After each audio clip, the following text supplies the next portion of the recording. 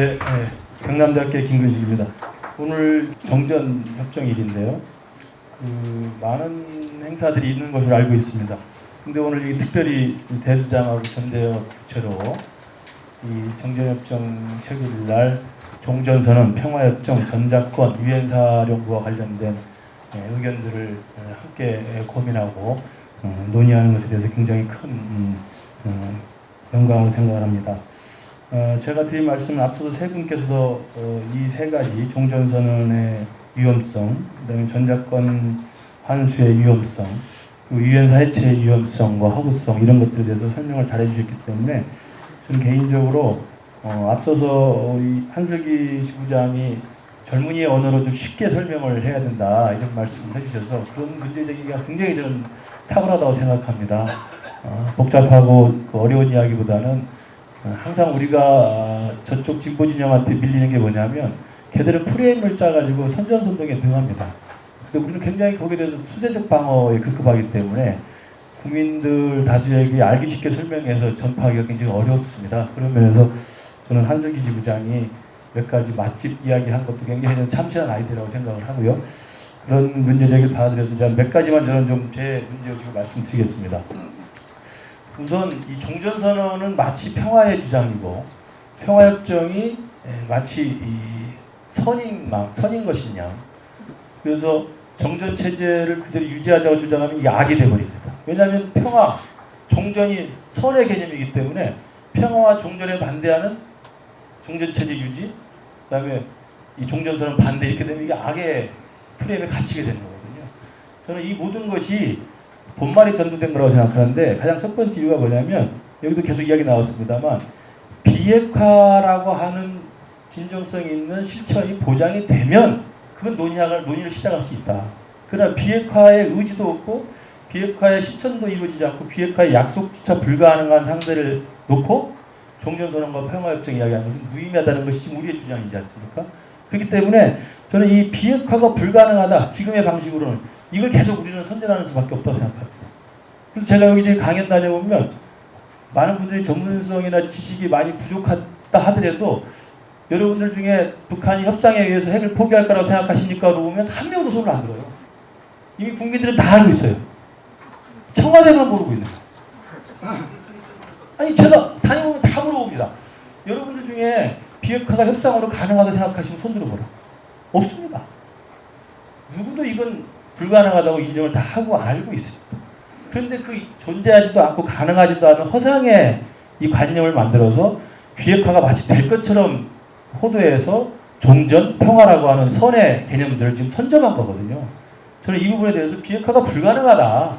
저는 이 부분을 우리가 좀 전혀 다른 프레임으로 접근해서 계속 강조해야 된다는 말씀을 드리고요. 그래서 그와 관련해서 제가 이제 교수입니다만, 우리 김태호 박사님도 계십니다만, 이제 뭐 여기 또 정치 활동도 하다 보니까 작년 초에 논문 쓰고 마지막으로 그대로 논문을 못 쓰고 제가 못 쓸 것 같습니다. 이제 앞으로는 계속 정치를 해야 되기 때문에. 근데 작년에 마지막으로 쓴 논문이 뭐냐면 문재인의 비핵 평화 프로세스. 다시 말해서 코리아 모델이라고 하는 비핵화는 불가능하다는 걸 제가 논리적으로 입증한 논문 하나 마지막으로 썼어요.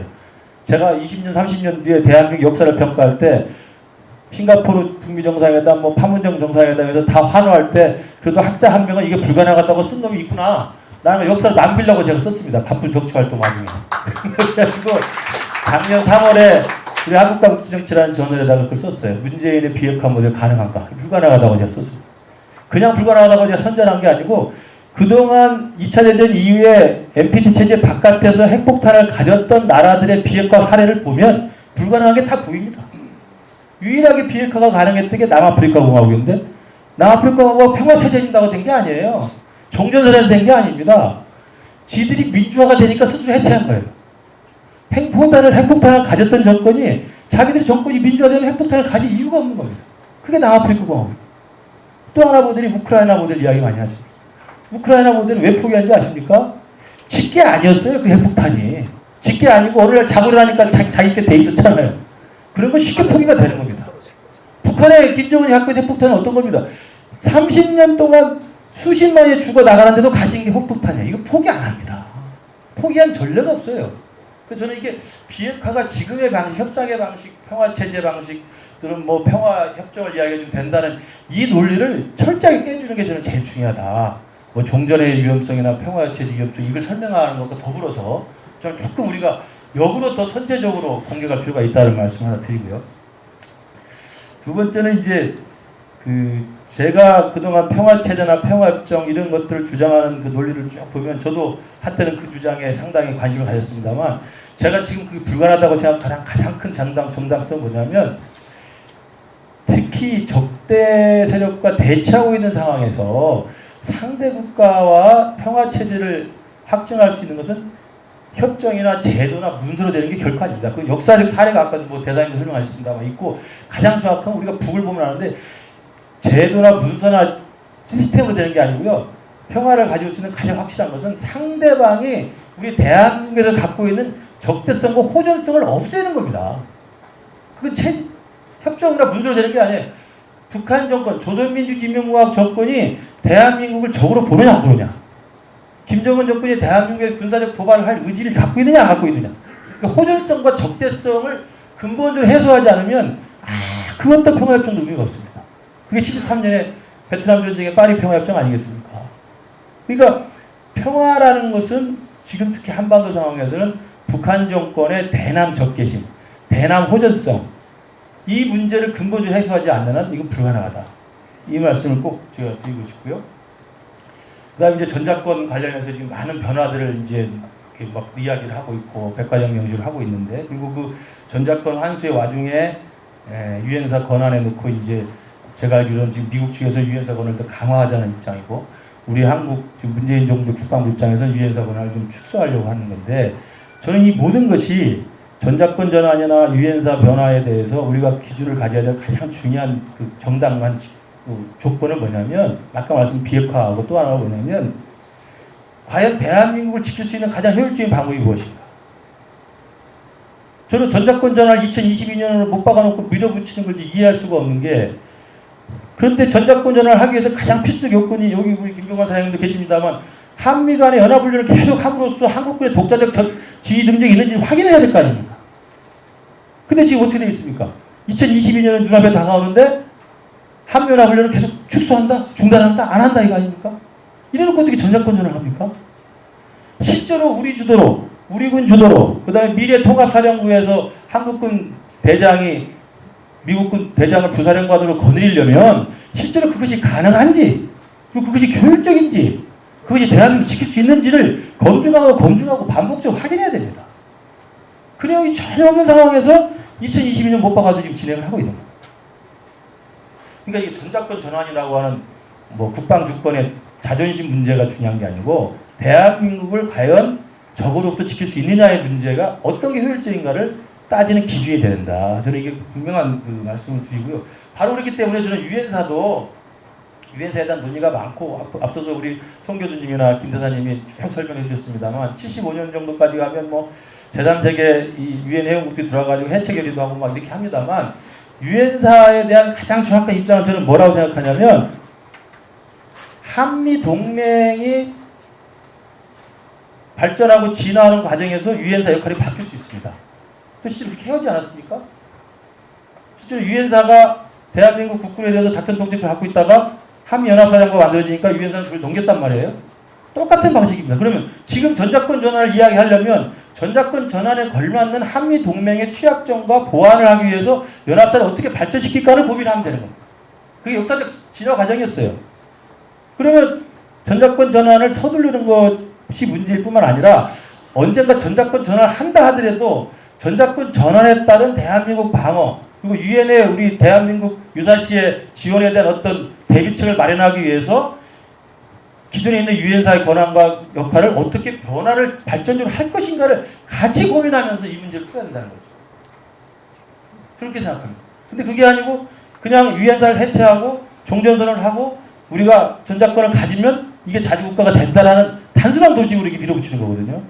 저는 그래서 그 어떤 수상적인 담론이나 선악의 이 구조보다는 비핵화가 가능한지 가능하지 않은지 그 다음에 대한민국을 방어하는 어떻게 가장 효율적인 것인지 그리고 대한민국을 실제로 호시탐탐 노리고 있고 대한민국을 지금도 김정은의 어투를 보십시오. 그리고 김정은의 연설을 보고 김정은의 신년사를 보십시오. 여전히 북이 갖고 있는 생각은 남쪽을 적대시하고 남쪽을 적화통일할 생각을 갖고 있습니다. 그리고 사회주의를 지킬 거라고 생각합니다.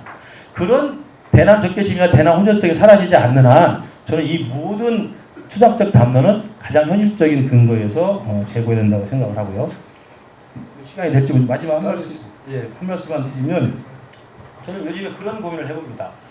저도 우리 둘째 아들이 지금 군에 가 있습니다만 지금 대한민국의 국군에 대한 작전, 국군에 대한 군통수권은 누가 갖고 있습니까? 대통령이 갖고 있습니다. 이게 법으로 보장된 겁니다.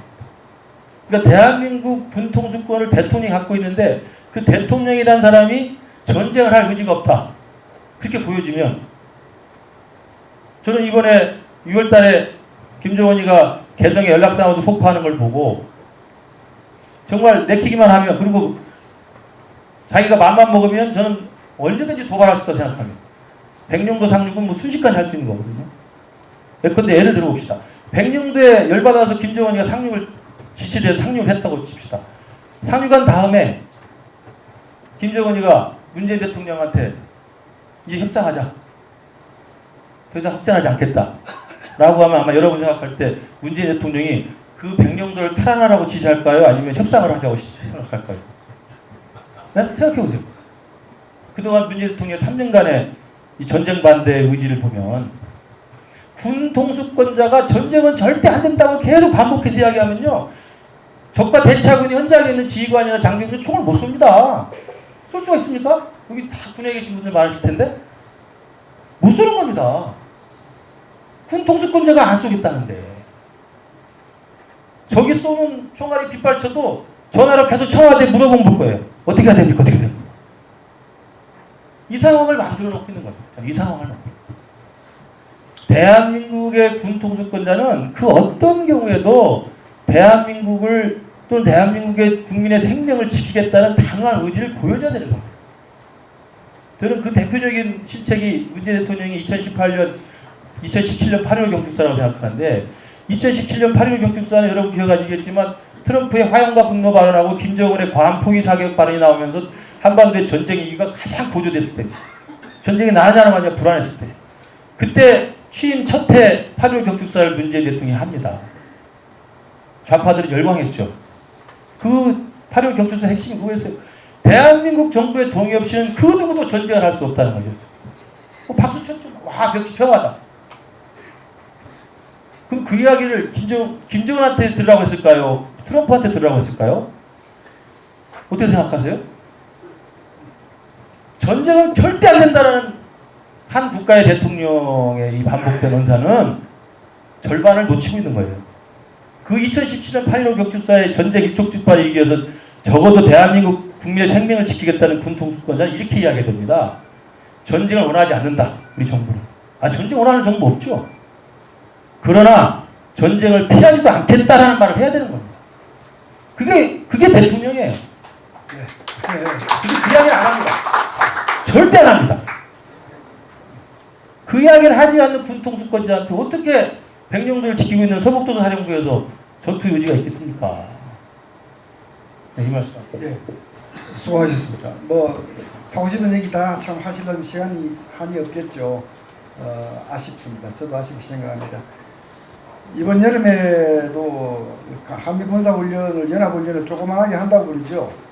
네, 저는 할 거라고 사실은 예상했고 그렇게 인터뷰도 했습니다. 왜 하겠습니까? FOC 받아야 되니까요. 사실 지금 전작권이 분리가 되면 한미동맹의 결속력이 떨어질 수밖에 없고 그렇기 때문에 미군이 유사시에 파병될 가능성도 상대적으로 줄어들게 되고 북한이 보기에는 대한민국이 더 만만하게 보이기 때문에 억제력이 떨어지는 것이고 이게 사실 전문가들 눈에는 다 상식처럼 다 아는 얘기인데 근데 이 정부는 구태여 그 전작권을 분리하겠다. 참 어려운 일입니다. 그러니까 전작권이 그렇게 해서 분리되고 한미동맹이 고리가 약화되면 그럼 유엔사라도 튼튼해야 되지 않느냐. 사실 그런 취지에서 오늘 이 세미나를 처음 기획한 겁니다. 예. 그런데 실상을 보면 앞서 우리 김 대사님 말씀하신 것처럼 유엔사 조직은 한 줌도 안 되지요. 정말 유사시의 유엔사가 전쟁 수행 사령부 역할을 할 수 있으면 좋겠어요. 할 수 있다면. 만약에 한미 관계가 시들해지고 미군이 제대로 오지 못하는 상황이라면 유엔사가 그런 역할을 대체할 수 있으면 좋겠어요. 그래서 워싱턴 선언도 지금도 법적으로는 유효한 것이고 참 이런 그 복잡한 생각들을 할 수밖에 없는 현 상황입니다.